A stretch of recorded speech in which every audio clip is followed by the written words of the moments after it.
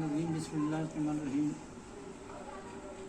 Allahumma salli ala sayyidina nabina shafina habibina wa maulana Muhammad sayyidina maulana Muhammad wa alihi wa sallim. As-salatu wa salamu alayka sayyidi Rasulullah. Bismillahirrahmanirrahim. Allahumma salli ala sayyidina nabina shafina habibina wa maulana Muhammad sayyidina maulana Muhammad wa alihi wa sallim. As-salatu wa salamu alayka sayyidi Rasulullah.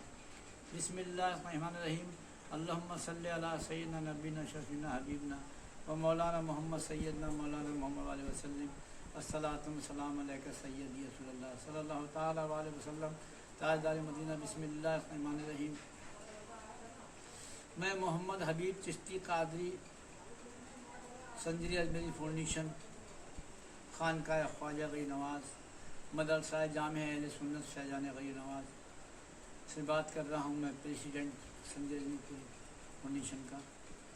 میں نے کچھ video سنے اور video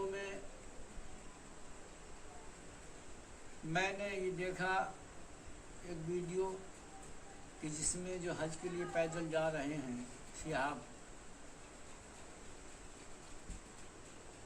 اللہ ان کے اس ارادے کو پورا کرے، نیت کو قبول کر لے.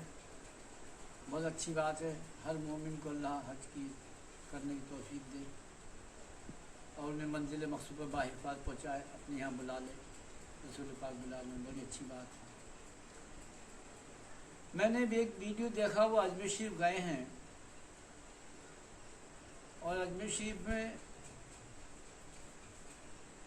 سرکار غریب نواز کے وہاں حاضری دی. انہوں نے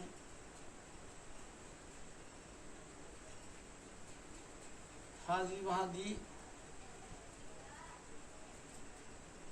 حج کو جانے کے لیے،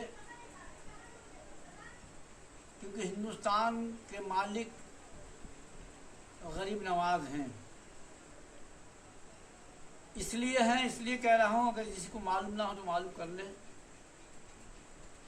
اس علم کا حاصل کر لے کہ جب یہاں ظلم زیادہ شروع ہو گیا، بڑھنا شروع ہو گیا، تو رسول پاک نے سرکار غیر نواز کو حکم دیا کہ جائیے آپ، تم ہندوستان چلے جاؤ. ہم نے ہندوستان، بھارت، انڈیا عطا کر دی تم کو، آپ جائیے وہاں اور وہاں جا کر پیغام حق لوگوں کو سناؤ اور بتاؤ. پیغام حق، وہاں ظلم ہو رہا ہے، وہاں پیغام حق سنائیے اور اپنی کردار سے نبی نے حکم دیا، جو علم آپ کو دیا گیا ہے اس مقام کو، وہاں اس حکم کو وہاں لوگوں تک پہنچاؤ. ہم نے تمہیں عطا کر دیا. تو ہندوستان کے مالک بنا کر بھیجا غریب نواز کو. ہندوستان میں کوئی بھی کام اگر کہیں کرتا ہے، اگر وہاں حج کو جانا ہوتا ہے، تو یہ سرکار غیر نواز کی یہاں سے ہی حاضری رکھتی ہے اور یہ جب یاد ہوتی تب جاتا ہے. دوسرا مسئلہ یہ ہے کہ نبی نے نبی کا پیغام ایک ہے. جو پیغام اللہ کا ہے وہی پیغام نبی کا ہے. وہی پیغام دیا نبی نے، کہ پیغمبر کا مطلب ہے اللہ کا پیغام پہنچانا. جو اللہ نے حکم دیا وہی آپ نے پیغام لوگوں تک پہنچایا. تو اسلام میں سب سے پہلے ادب کا مقام بتایا. سب سے پہلا معاملہ ہے کردار کا. سب سے پہلا ہمارے اسلام کے جو ارکان ہیں وہ ادب ہے. ویسے ہمارے اسلام کے جتنے ارکان ہیں بتائے گئے ہیں، کلمہ شریف، توحید، پھر نماز، روزہ، زکوٰۃ، حج. اور حج کا جو معاملہ ہے وہ فرض ہے، لیکن ان پر فرض ہے جن پر اللہ نے جن کو مال دیا ہے،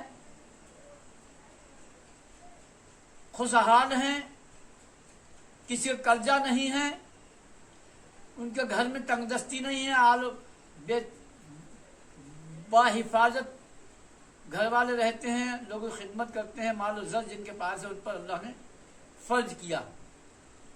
حج، اور جن پر تنگ دستی ہے ان پر فرض نہیں ہے۔ لہذا جن پر مال دیا ان پر فرض کیا، لیکن فرض کے بعد میں حکم اور دیا اللہ نے کہ جب حج کے لیے نکلو تو سب سے پہلے ذہن سے خود ہی نکال دے انسان، خود ہی میں کو ختم کر دے، ادب کے دائرے میں رہے۔ اگر میں کو ختم نہیں کیا اور حج کے لیے جا رہے ہیں، خود ہی موجود ہے، تو اس کی ادب نہیں ہے، بے ادب ہے، تو اس کے بارے میں نبی نے فرمایا کہ جو بے ادب ہے اس کی سخت پکڑ ہوگی۔ اب ادب میں سبھی آتے ہیں، ماں باپ کا ادب، بہن بھائی کا ادب، بڑوں کا ادب، چھوٹوں کا ادب، یہ ادب میں آتا ہے۔ تو جب وہ حج کو جا رہے ہیں سیاح،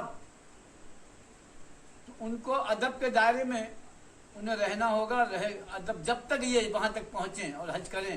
حج کے مقام پر بھی جب مکہ شریف میں پہنچے وہاں بھی ادب کا مقام ہے، وہاں اور ادب کریں۔ تو جب یہ داخل ہوئے سرکار کے روضہ اقدس کے اندر، تو وہ ایک ادب کا مقام ہے۔ کورٹ میں جب کوئی مجرم جاتا ہے تو کورٹ میں وکیل چاہیے۔ اللہ نے تمام اپنے بندوں کے لیے بندیوں کے لیے، اپنی مخلوق کے لیے اللہ نے حضرت رسول پاک کو رحمت للعالمین بنا کر بھیجا، اس لیے کہ وہ سب کی وکالت کریں گے۔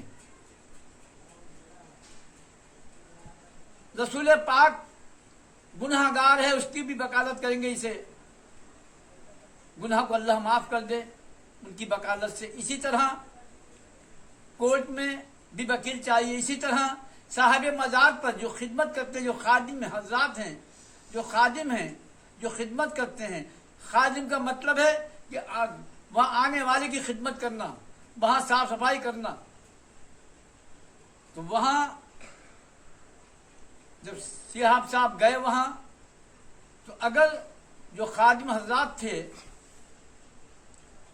تو انہوں نے یہ خوشی تھی کہ یہ حج کو جا رہے ہیں، لہذا میں بارگاہ غریب نواز میں ان کو پیش کر دوں، اللہ کی بارگاہ میں پیش کر دوں، اس لیے کہ میں اللہ نے مجھے خادم بنایا یہاں خدمت کرنے کے لیے، دعا گو بھی بنایا ہے۔ وہ وہاں کے وکیل ہیں، وکالت بھی ہے، کیونکہ غریب نواز کی عدالت میں وہ وکیل ہیں۔ تو انہوں نے یہ سوچ کر، یہ نیت کر کے، اگر یوں سر پہ ہاتھ رکھ لیا تو انہوں نے ایسا غلط کام نہیں کیا۔ تو جب ان کا ہاتھ جس طرح انہوں نے جھٹکا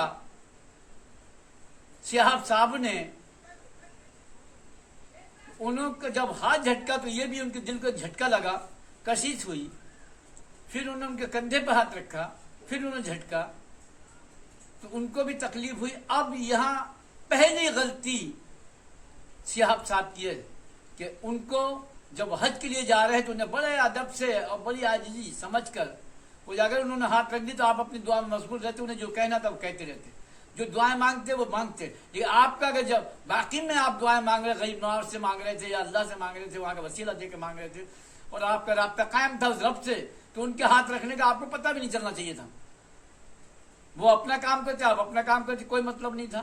لیکن پہلی غلطی جب آپ نے کی تو پھر ایک ذریعہ بن گیا۔